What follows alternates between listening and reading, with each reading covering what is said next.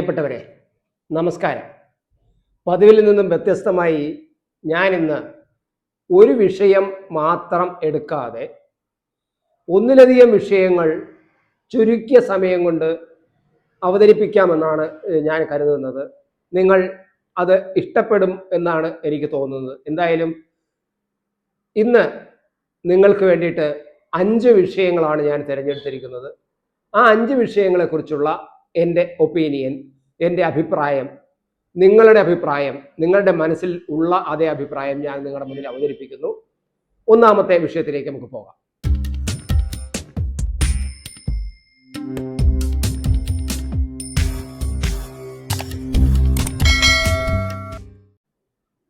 പ്രിയപ്പെട്ടവരെ, AK ബാലൻ എന്ന CPM നേതാവ് പറഞ്ഞ ഒരു അഭിപ്രായം നിങ്ങളെല്ലാം കേട്ട് കാണും. പിണറായി വിജയൻ എന്ന മുഖ്യമന്ത്രിയുടെ അയ്യപ്പ ഭക്തി അദ്ദേഹത്തിന് കൂടിയോ? കാരണം അദ്ദേഹത്തിന് അടിയുറച്ച ഒരു ഭക്തനാണ് എന്നാണ് വെള്ളാപ്പള്ളി നടേശൻ ആവർത്തിച്ചു കൊണ്ടിരിക്കുന്നത്. എന്നാൽ അതിനെതിരായിട്ട് ഒരു അക്ഷരം പോലും ഞാൻ അങ്ങനെയല്ല എന്ന് പറയാൻ മുഖ്യമന്ത്രി പിണറായി വിജയൻ ഇതുവരെയും തയ്യാറായിട്ടുമില്ല. അപ്പോൾ വെള്ളാപ്പള്ളി നടേശൻ, പിണറായി വിജയൻ എനിക്കറിയാം, എനിക്ക് അടുത്തറിയാവുന്നതാണ്, അദ്ദേഹം ഉറച്ച ഒരു ഭക്തനാണ്, പ്രത്യേകിച്ച് അയ്യപ്പ ഭക്തനാണ്. അതുകൊണ്ടാണ് അദ്ദേഹം അയ്യപ്പ വിഗ്രഹം കൊടുത്തപ്പോൾ നെഞ്ചോട് ചേർത്ത് പിടിച്ച് കൊണ്ടുപോയത് എന്നാണ് വെള്ളാപ്പള്ളി നടേശൻ പറയുന്നത്. അങ്ങനെയല്ല എന്ന് ഞാൻ നേരത്തെ പറഞ്ഞതുപോലെ പിണറായി വിജയൻ ഇതുവരെയും പറഞ്ഞിട്ടുമില്ല. നേതാക്കളും അങ്ങനെയൊന്നും ഇതുവരെയും വ്യക്തമായിട്ട് അങ്ങനെയല്ല എന്ന് പറഞ്ഞിട്ടില്ല. എന്നാൽ AK ബാലൻ പറഞ്ഞത് ഒരു ആലങ്കാരിക വാക്ക് ഉപയോഗിച്ചുകൊണ്ടാണ്. പ്രസവ വാർഡ് സ്ത്രീകൾക്ക് മാത്രം എന്ന് എഴുതി വെക്കേണ്ട കാര്യമില്ലല്ലോ. പിണറായി വിജയൻ എന്ന് പറയുന്നത് ഉറച്ച കമ്മ്യൂണിസ്റ്റ് ആണ്. അത് വെറും കമ്മ്യൂണിസ്റ്റ് അല്ല, അദ്ദേഹം വൈരുദ്ധ്യാധിഷ്ഠിത ഭൗതികവാദത്തിൽ ഊന്നിയുള്ള ഉറച്ചുള്ള ഒരു ഉറച്ച കമ്മ്യൂണിസ്റ്റ് ആണ്. അതുകൊണ്ട് അദ്ദേഹം ഭക്തനാണോ അല്ലേ എന്ന് നിങ്ങൾ പറയേണ്ട കാര്യമില്ല. കാരണം ഈ പ്രസവ വാർഡിൽ ഈ സ്ത്രീകൾക്ക് മാത്രമെന്ന് എഴുതി വെക്കേണ്ടതില്ല എന്നാണ് ഈ AK ബാലൻ പറഞ്ഞത്. AK ബാലന്റെ ഈ അഭിപ്രായം വന്നപ്പോൾ എനിക്ക് പെട്ടെന്ന് എൻ്റെ ഓർമ്മയിലേക്ക് ഓടി വന്നത്, പണ്ട് കണിയാപുരം രാമചന്ദ്രൻ എന്ന് പറയുന്ന വാഗ്മി, CPIയുടെ പ്രമുഖ നേതാവ്, നെടുമങ്ങാട് MLA ഒക്കെ ആയിരുന്നു. നല്ലൊരു എഴുത്തുകാരനാണ്, നാടകകൃത്താണ്, അതിനേക്കാൾ ഉപരി വലിയൊരു വാഗ്മിയാണ്. കണിയാപുരം രാമചന്ദ്രൻ പ്രസംഗിക്കുന്നു കേട്ടാൽ ഞങ്ങളൊക്കെ അന്ന് ചെറുപ്പകാലത്ത് എത്ര ദൂരെയാണെങ്കിലും യാത്ര ചെയ്ത് ആ പ്രസംഗം കേൾക്കാൻ പോകും. അത്ര വലിയൊരു വാഗ്മിയായിരുന്നു. അദ്ദേഹം പറയുന്ന ഒരു പ്രയോഗമുണ്ടായിരുന്നു, ഇപ്പോഴും എൻ്റെ മനസ്സിനകത്തുള്ളത്. CPM എന്ന പാർട്ടിയെ കുറിച്ച്, CPIM എന്നാണ്, അതായത് communist party of India Marxist എന്ന് ബ്രാക്കറ്റിൽ മാർക്സിസ്റ്റ് എന്നിട്ടാണ് CPM രൂപീകരിക്കപ്പെട്ടത്. അന്ന് മുതൽ കണിയാപുരം രാമചന്ദ്രൻ നിരവധി വേദികളിൽ, നിരവധി വർഷങ്ങളിൽ അദ്ദേഹം പറയുമായിരുന്നു, പ്രസവ വാർഡ് സ്ത്രീകൾക്ക് മാത്രം എന്ന് ബ്രാക്കറ്റിൽ എഴുതി വെക്കേണ്ട കാര്യമുണ്ടോ? കമ്മ്യൂണിസ്റ്റ് പാർട്ടി എന്ന് പറയുന്നത് മാർക്സിസമാണ്. മാർക്സിസ്റ്റ് പാർട്ടി തന്നെയാണ് കമ്മ്യൂണിസ്റ്റ് പാർട്ടി. മാർക്സിന്റെ തത്വങ്ങളിലെയും അതുപോലെ പ്രത്യയശാസ്ത്രങ്ങളിലും അദ്ദേഹത്തിന്റെ സിദ്ധാന്തങ്ങളിലും ഊന്നിയുള്ളതാണ് കമ്മ്യൂണിസ്റ്റ് പാർട്ടി. ആ കമ്മ്യൂണിസ്റ്റ് പാർട്ടിക്ക് ബ്രാക്കറ്റിൽ ഒരു മാർക്സിസ്റ്റ് എന്ന് വെക്കേണ്ട കാര്യമില്ല. അവിടെയാണ് നമ്മുടെ കണിയാപുരം രാമചന്ദ്രൻ പിന്നെ CPMനെ കളിയാക്കിക്കൊണ്ട് പറഞ്ഞത്, പിന്നെ കമ്മ്യൂണിസ്റ്റ് പാർട്ടി ഓഫ് ഇന്ത്യ ബ്രാക്കറ്റിൽ മാർക്സിസ്റ്റ്, അതായത് പ്രസവ വാർഡ് എന്നെഴുതിയിട്ട് ബ്രാക്കറ്റിൽ സ്ത്രീകൾക്ക് മാത്രം എന്നെഴുതുന്ന പോലെയാണ്. അതിലെല്ലാം അടങ്ങിയിട്ടുണ്ട്.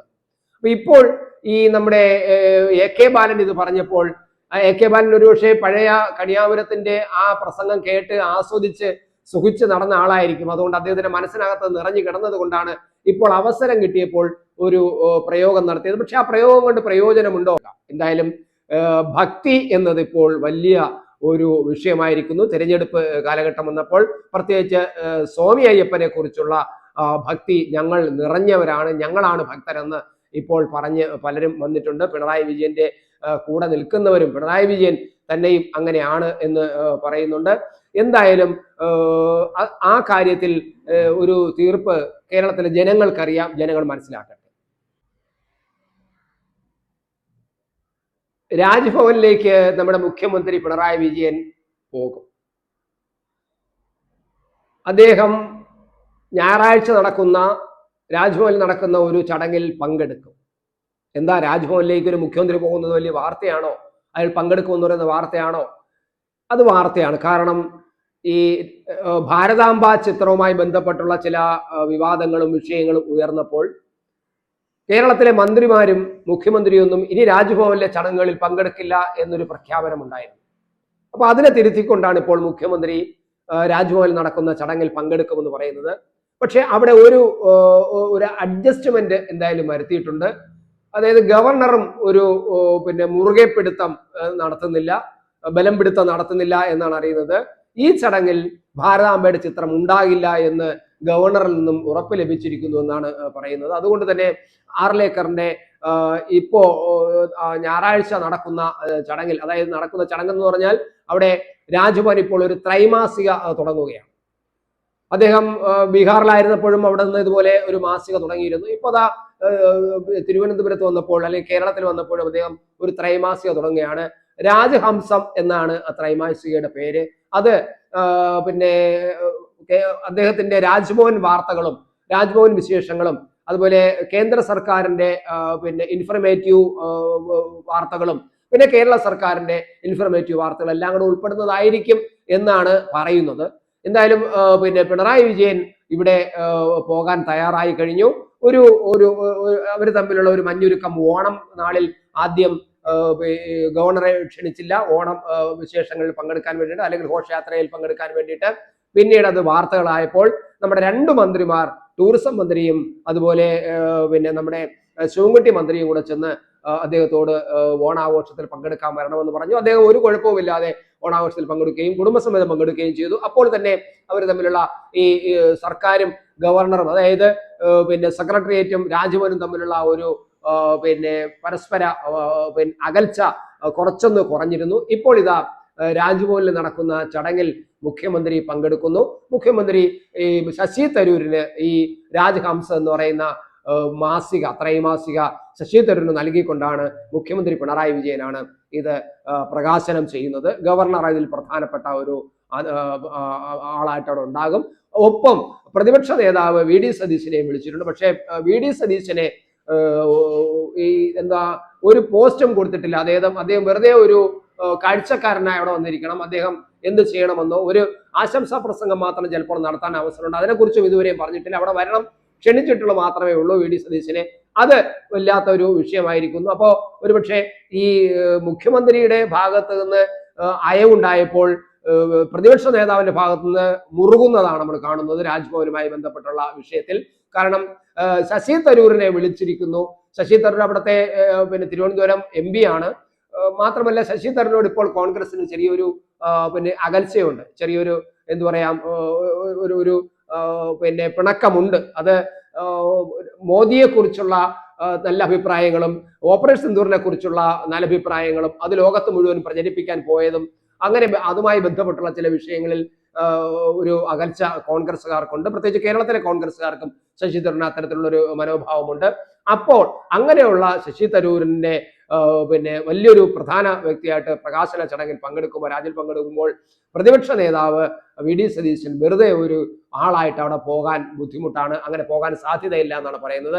എന്തായാലും നമുക്ക് കാണാം ഞായറാഴ്ചയോടുകൂടി എന്താണൊക്കെ സംഭവിക്കുന്നതെന്ന്. പക്ഷെ ഇനി എനിക്ക് പറയാനുള്ള ഒരു കാര്യം, ഈ രാജ്ഭവന്റെ രാജഹംസം വളരെ മഞ്ഞുരുകുന്ന തരത്തിൽ ഗവൺമെന്റും രാജ്ഭവനും തമ്മിലുള്ള മഞ്ഞുരുക്കമാണെന്നൊക്കെ പത്രങ്ങൾ പറയുന്നുണ്ടെങ്കിലും ഈ പ്രകാശനം കഴിയുമ്പോഴായിരിക്കും അടുത്ത വിവാദം ഉയരുന്നത്. കാരണം രാജ്ഭവനിൽ ഈ മുഖ്യമന്ത്രി പിണറായി വിജയൻ പ്രകാശനം ചെയ്യുന്ന ഈ മാസികക്കകത്ത് ഉള്ള 1-2 ലേഖനങ്ങളോ അല്ലെങ്കിൽ ആർട്ടിക്കിളോ വലിയ വിഷയമാകാൻ സാധ്യതയുണ്ട്. മിക്കവാറും മോദിയെയോ കേന്ദ്ര ഗവൺമെന്റ് പ്രവർത്തനങ്ങളെയോ ഒക്കെ ശ്ലാഘിച്ചുകൊണ്ടും ഉള്ള ലേഖനങ്ങളും മറ്റുമായിരിക്കും അതിനകത്തുണ്ടാകുന്നത്. അങ്ങനെയുള്ള ലേഖനം അടങ്ങുന്ന ഒരു മാസികയാണ് മുഖ്യമന്ത്രി പിണറായി വിജയൻ പ്രകാശനം ചെയ്തതെന്നുള്ള വിഷയം ഇനി ഉയരാൻ സാധ്യതയുണ്ട്. ഞായറാഴ്ച കഴിയുമ്പോൾ മാത്രമേ നമുക്ക് അതിനെക്കുറിച്ച് പറയാൻ കഴിയൂ. എന്തായാലും എന്റെ പ്രതീക്ഷ അത്തരത്തിൽ ചില വിവാദങ്ങൾ ഉയരാൻ സാധ്യതയുണ്ട്.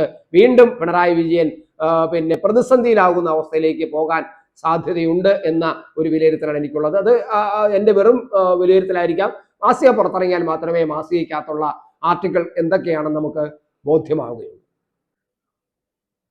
ശബരിമല നിലപാട് മാറിയോ എന്ന് CPM സംസ്ഥാന സെക്രട്ടറി MV ഗോവിന്ദനോട് ചോദിച്ചാൽ അദ്ദേഹം താത്വികനാകും. വലിയ താത്വിക പിന്നെ പ്രഖ്യാപനങ്ങൾ നടത്തും. മാറാത്തത് മാറ്റം മാത്രമാണ് എന്ന ഒരു താത്വിക അവലോകനമാണ് അദ്ദേഹം നടത്തുന്നത്. പക്ഷേ യഥാർത്ഥത്തിൽ മാധ്യമ പ്രവർത്തകർ ചോദിക്കുന്ന കാര്യങ്ങൾക്ക് അദ്ദേഹം മറുപടി പറയുന്നില്ല. ശബരിമല വിഷയത്തിൽ CPM-ന്റെ നിലപാട് മാറിയോ? വളരെ വ്യക്തമാണ് ചോദ്യം, വളരെ ക്ലിയർ ആണ് ചോദ്യം, സാധാരണ ജനങ്ങൾക്ക് പോലും മനസ്സിലാവുന്നതാണ് ചോദ്യം. അത് മനസ്സിലാകാതിരിക്കാൻ കഴിയില്ല. പക്ഷേ അദ്ദേഹം പറയുന്നത് മാറ്റം എന്നത് മാറാത്തത് മാറ്റം മാത്രമാണ് എന്നാണ് ഉത്തരം പറഞ്ഞത്. നിങ്ങൾക്ക് വല്ല മനസ്സിലായോ? അതുകൊണ്ട് പക്ഷെ ചോദ്യം മനസ്സിലായല്ലോ.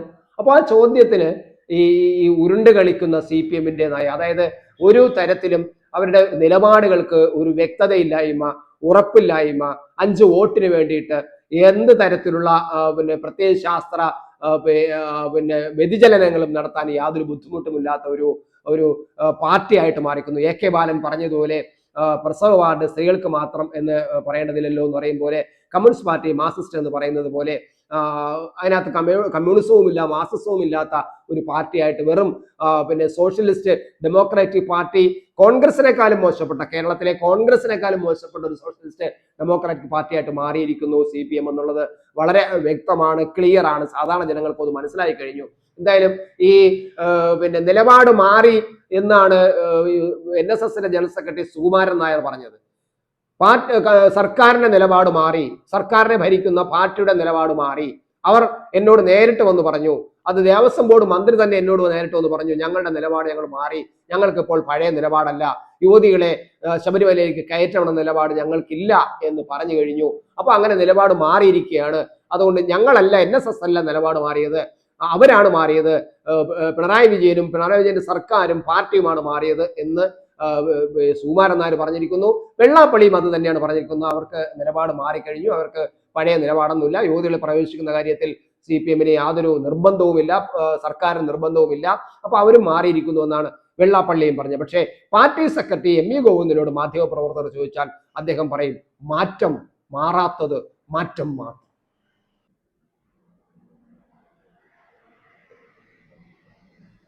ഏക സിവിൽ കോഡിന് ഇനിയും എന്താണ് താമസം?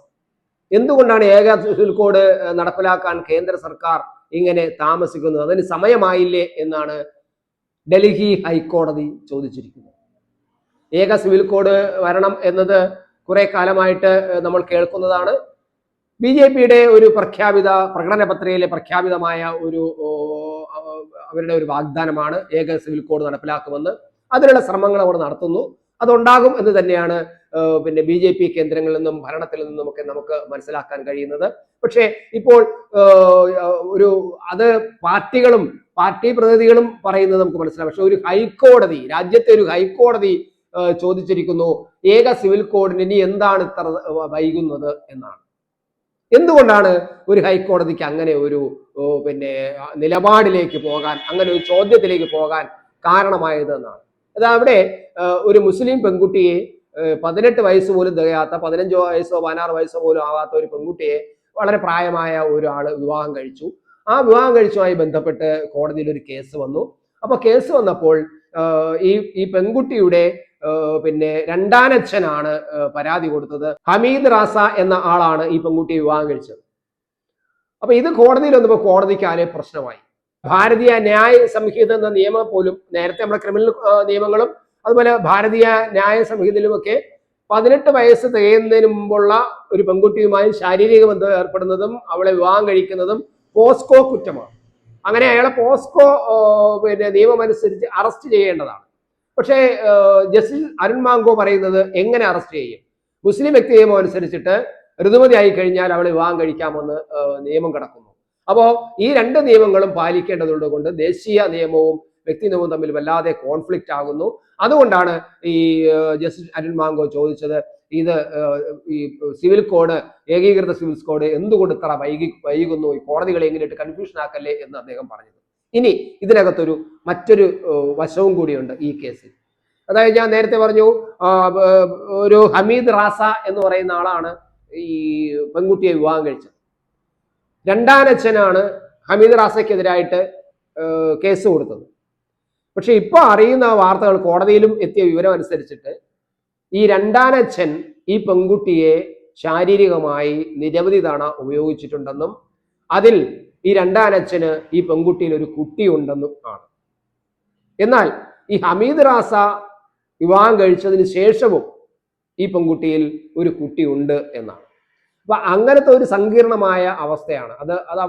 അവിടുത്തെ അല്ലെങ്കിൽ അവരുടെ രീതികളോ അല്ലെങ്കിൽ അവരുടെ ജീവിത കുടുംബ പശ്ചാത്തലമോ അല്ലെങ്കിൽ അവരുടെ സാമൂഹിക പശ്ചാത്തലമോ ആയിരിക്കാം അവർക്ക് അങ്ങനെയൊക്കെ പ്രശ്നം ഉണ്ടാക്കുന്നത്. എന്തായാലും രണ്ടാനച്ഛന്റെ കുഞ്ഞിനെ പ്രസവിച്ച പെൺകുട്ടിയാണ് ഇപ്പോൾ മറ്റൊരാൾ വിവാഹം കഴിച്ചതും. ആ പെൺകുട്ടി പറയുന്നത് ഞാൻ എൻ്റെ ഇഷ്ടത്തോടുകൂടി എൻ്റെ താല്പര്യത്തോടുകൂടി തന്നെയാണ് ഈ ഹമീദ് റാസയെ വിവാഹം കഴിച്ചത്, അതുകൊണ്ട് അദ്ദേഹത്തിന് ജാമ്യം കൊടുക്കുന്നതിൽ എനിക്ക് യാതൊരു എതിർപ്പുമില്ല, എനിക്ക് അദ്ദേഹത്തോടൊപ്പം ജീവിക്കണമെന്നാണ് ആഗ്രഹം എന്ന് പറയുകയും ചെയ്തു. അങ്ങനെ കോടതി ഇപ്പോൾ അദ്ദേഹത്തിന് ജാമ്യം അനുവദിക്കുകയും ചെയ്തിരിക്കുകയാണ്. എന്തായാലും നമ്മൾ ശ്രദ്ധിക്കുന്ന ഈ കേസിൽ ഏക സിവിൽ കോഡ് എത്രയും വേഗം രാജ്യത്ത് നടപ്പിലാക്കേണ്ടതിന്റെ ആവശ്യകതയിലായിട്ടാണ് ചൂണ്ടുന്നത്. ഒരു ഹൈക്കോടതി പോലും അക്കാര്യം ചോദിച്ചിരിക്കുന്നു എന്നതാണ്.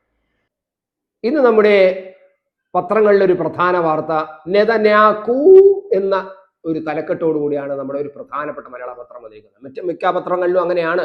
അതായത് നെതന്യാഹുവിനെ UN കൂകി വിളിച്ചു, ആൾക്കാർ ഇറങ്ങിപ്പോയി, അദ്ദേഹത്തിന്റെ പ്രസംഗത്തിനെ ബഹിഷ്കരിച്ചു എന്നൊക്കെ പറഞ്ഞുകൊണ്ടാണ്. കാരണം കേരളത്തിലെ പത്രങ്ങൾ അത്തരം വാർത്തകളെ വളരെ പെരുപ്പിച്ച് പറയുമെന്നുള്ളത് മറ്റൊരു കാര്യം. അതെന്തോ ആയിക്കോട്ടെ, സംഭവം നടന്നത് തന്നെയാണ്. അതായത് നെതന്യാഹു ഇസ്രയേൽ പ്രധാനമന്ത്രി ബെഞ്ചമിൻ നെതന്യാഹു അവിടെ UN പ്രസംഗിക്കാൻ വന്നപ്പോൾ തന്നെ 50 രാജ്യങ്ങളിൽപ്പെട്ട 50ഓളം രാജ്യങ്ങളിലുള്ള പ്രതിനിധികൾ ഇറങ്ങിപ്പോയി. അതിൽ ചിലരൊക്കെ ഒന്ന് കൂകി വിളിച്ചു, ശരി തന്നെയാണ്. പക്ഷെ അപ്പോഴേക്കും അവിടെ ഇരുന്നവർ എല്ലാവരും എഴുന്നേറ്റ് നിന്ന് കൈയടിക്കുകയും ചെയ്തു എന്നത് ഒരു പരമാർത്ഥമാണ്. പക്ഷെ അത്തരം കൈയടിച്ചു എന്നുള്ളത് ഒരു തലക്കെട്ടിലോ പ്രധാനമായുള്ള ലീഡ് വാർത്തകളിലോ അത് വന്നിട്ടില്ല.